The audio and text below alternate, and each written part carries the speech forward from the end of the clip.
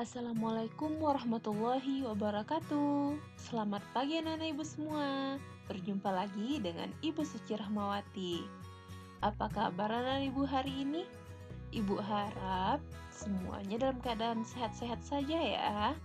Tetap semangat untuk belajar dari rumah.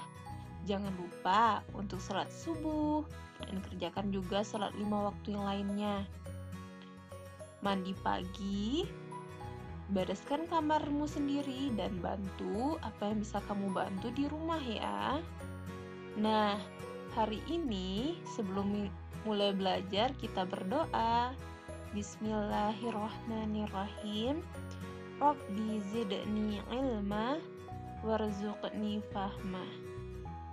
Kita masuk ke tema 3, subtema 1, pembelajaran 4.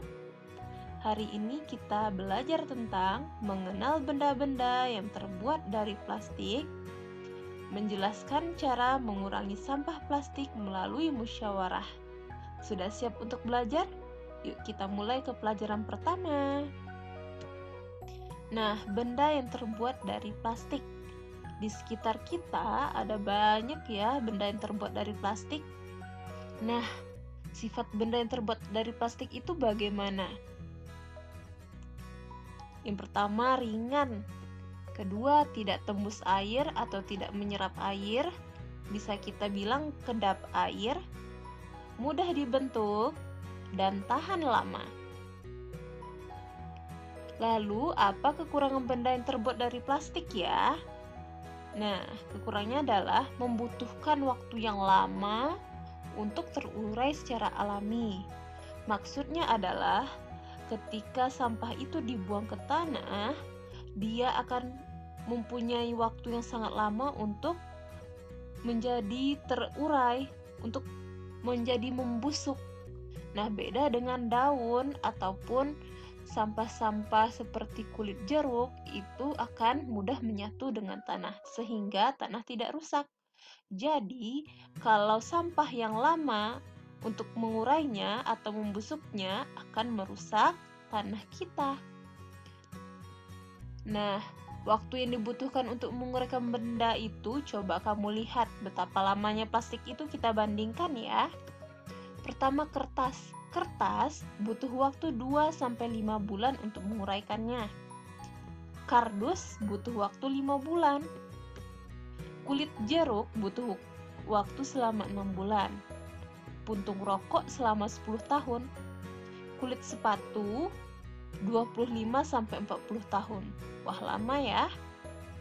Plastik yang tipis 50-80 tahun. Plastik tipis ini seperti itu loh. Bungkus dari Indomie, bungkus dari deterjen, itu kan termasuk plastik yang tipis ya. Nah, setipis itu saja butuh waktu 50-80 tahun. Bagaimana yang tebal? Nah, plastik yang menengah atau yang agak tebal itu butuh waktu 50-100 tahun. Wow, lama sekali ya. Kaleng aluminium butuh waktu 80-100 tahun. Kaleng aluminium itu adalah kaleng yang digunakan untuk minuman seperti Coca-Cola, Fanta, Sprite, dan minuman sejenisnya. Lalu aluminium biasa sama dengan kaleng aluminium sebanyak 80-100 tahun. Baterai sebanyak 100 tahun. Tas kresek, kamu tahu tas kresek? Itu adalah tas-tas yang terbuat dari plastik yang biasa kita dapatkan ketika membeli sesuatu di toko, misalnya tas kantong dari toko sepatu ataupun toko baju. Lalu styrofoam. Nah, styrofoam ini yang lebih berbahaya, dia tidak dapat diuraikan. Styrofoam itu adalah seperti busa-busa atau kardus yang digunakan untuk dalam kardus ketika pengiriman barang. Kita lanjut ya. Nah, karena sampah plastik ini sangat susah diuraikan, maka kita harus mengurangi penggunaannya. Bagaimana caranya?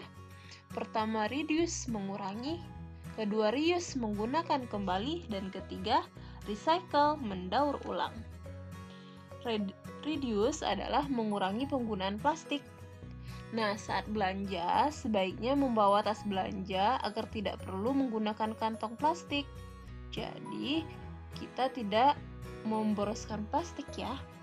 Kedua, membawa tumbler atau botol minum agar tidak perlu membeli minuman botol plastik lagi. Jadi, lebih hemat. Kedua, reuse. Apa itu reuse? Reuse ialah memanfaatkan kembali sampah plastik. Nah, contohnya sampah botol minuman digunakan kembali sebagai pot bunga. Plastik minyak goreng digunakan kembali sebagai polybag. Recycle adalah daur ulang sampah plastik. Apa bedanya reuse dan recycle? Kalau reuse, langsung kita gunakan seperti itu. Sedangkan recycle, dia dibentuk ke bentuk yang baru. Nah, caranya gimana ya membentuk ke bentuk baru, bisa nggak ya? Kalau kita nggak bisa, kita bisa melakukan langkah ini. Pertama, mengumpulkan dan mengelompokkan sampah plastik. Kedua, berikan sampah plastik kepada pemulung atau petugas kebersihan.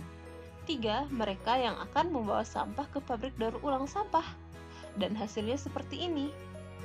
Wah, ada tas yang terbuat dari plastik deterjen, ada juga tas yang terbuat dari plastik makanan, ada kotak pensil yang terbuat dari botol bekas, ada juga lampu yang terbuat dari sendok plastik bekas. Nah, kita lanjut ke pelajaran kedua, yaitu musyawarah dalam mengurangi sampah plastik.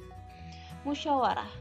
Musyawarah adalah pembahasan bersama dengan maksud mencapai keputusan atas penyelesaian masalah, perundingan, atau perumbukan. Hal yang dapat kita lakukan untuk mengurangi sampah plastik adalah pertama, kemasan botol plastik digunakan lagi sebagai wadah minyak goreng bekas atau tempat sabun cair, atau dengan kata reuse. Lalu ada cara kedua, memanfaatkan ulang kemasan plastik untuk kerajinan tangan. Nah, itu disebut dengan recycle. Membawa botol minum yang bisa diisi ulang saat ke sekolah, itu namanya reuse ya. Lalu mengumpulkan dan memberikan sampah plastik kepada pemulung, tidak membuang dan membakarnya, itu namanya recycle. Nah, kesimpulan pelajaran kita hari ini adalah ada banyak benda yang terbuat dari plastik dan kita harus mengurangi sampah plastik demi kelestarian lingkungan. Ibu harapkan kalian bisa mengurangi keberadaan sampah plastik dengan cara reduce, reuse, dan recycle. Nah, sekian pelajaran kita hari ini. Sampai jumpa di pembelajaran berikutnya. Selalu jaga kesehatan dan ingat untuk menggunakan masker ketika keluar rumah. Kita tutup pelajaran kita dengan mengucapkan hamdalah. Alhamdulillahirabbil alamin. Assalamualaikum warahmatullahi wabarakatuh.